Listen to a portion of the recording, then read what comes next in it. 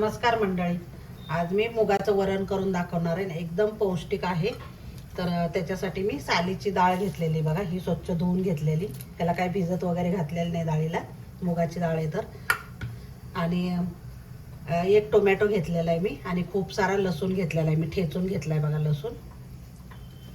आणि झटपट होणारं एकदम वरण म्हणा, तुम्ही भाजी म्हणा, चपाती बरोबर पण खाऊ शकता, तुम्ही भाताबरोबर खाऊ शकता. इतकं सुंदर होतं ना, आणि झटपट होतं. तर चला बघूया. आता मी कुकर ठेवलेला आहे, कुकरमध्येच करणार आहे मी.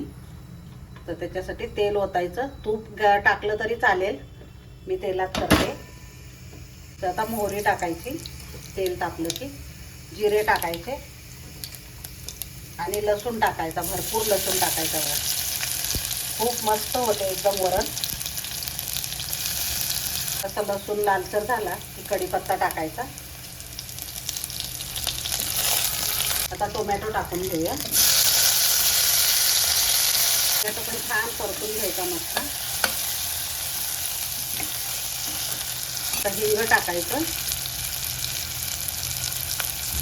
हिंगाची टेस्ट छान येते वरणमध्ये, तर नक्की टाका हिंग. हळद टाकायची, आणि लाल मिरची पुढे बघा. तुम्हाला जेवढं तिखट पाहिजे ना, तुम्ही तेवढं करू शकता, किंवा हिरवी मिरची टाकली ना कट करून तरी पण चालेल. फोडणीमध्येच थोडीशी कोथिंबीर टाकायची,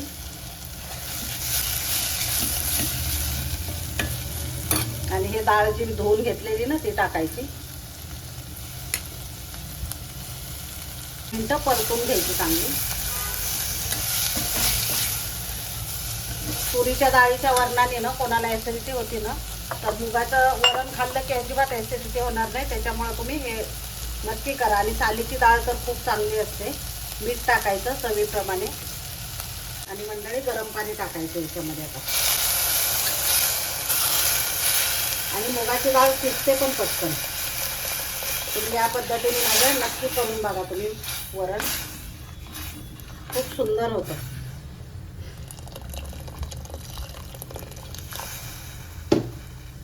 कुकरचं झाकण लावून 3 शिट्ट्या काढून घ्यायच्या बारीक गॅसवर.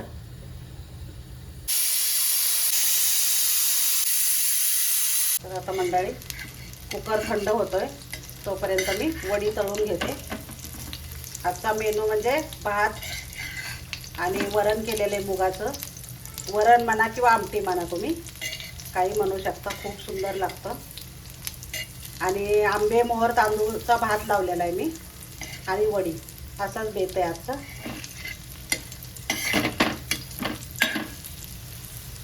हे बघा मंडळी, भात पण झालेला आहे.